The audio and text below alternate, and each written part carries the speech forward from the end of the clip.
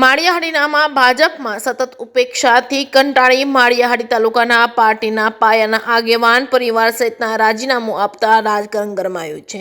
બચુભાઈ સિસોદિયા નગરપાલિકા તાલુકા પંચાયત સહિત હોદ્દાઓ પર સેવા આપેલ છે.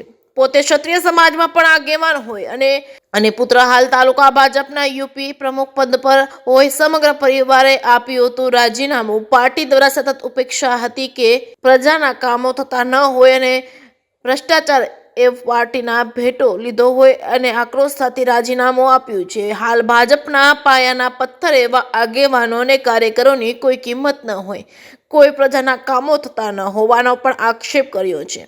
જે સિંહ ગુજરાતી સાથે પ્રતાપ સિસોદિયા, માળિયાહાટીના. સૌને મારા જય માતાજી.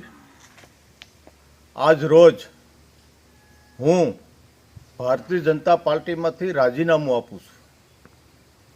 રાજીનામું આપવાનું કારણ તો એક જ છે કે ભારતીય જનતા પાર્ટીમાં જે ખેડૂત ભાઈઓને ખૂબ અન્યાય થાય છે, જે કામ થવા જોઈએ કામ થતા નથી, જે ભાવ મળવા એ ભાવ મળતા નથી અને ખૂબ અન્યાય થાય છે.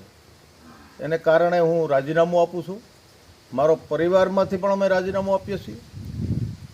મારો દીકરો તાલુકા ભાજપના ઉપપ્રમુખ તરીકે છે, એ પણ રાજીનામું આપે.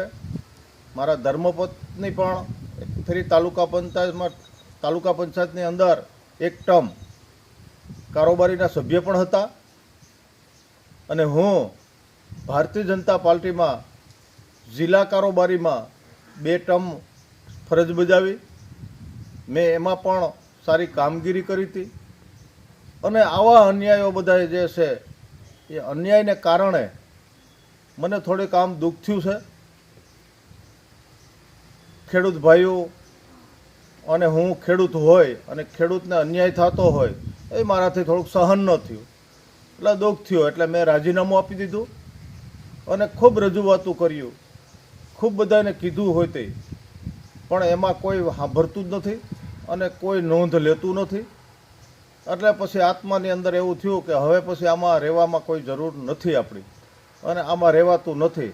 સારા માણસની અટાણે કોઈ પણ આમાં નોંધ છે નહીં અને સારા માણસને કોઈને આમાં રહેવાની જરૂર નથી અને ખરેખર સારા માણસો હોય આમાંથી નીકળી જાય એટલા માટે એટલું સારું, નકર ખોટા પાપના ભાગીદાર થાય છે એવું મને લાગ્યું છે.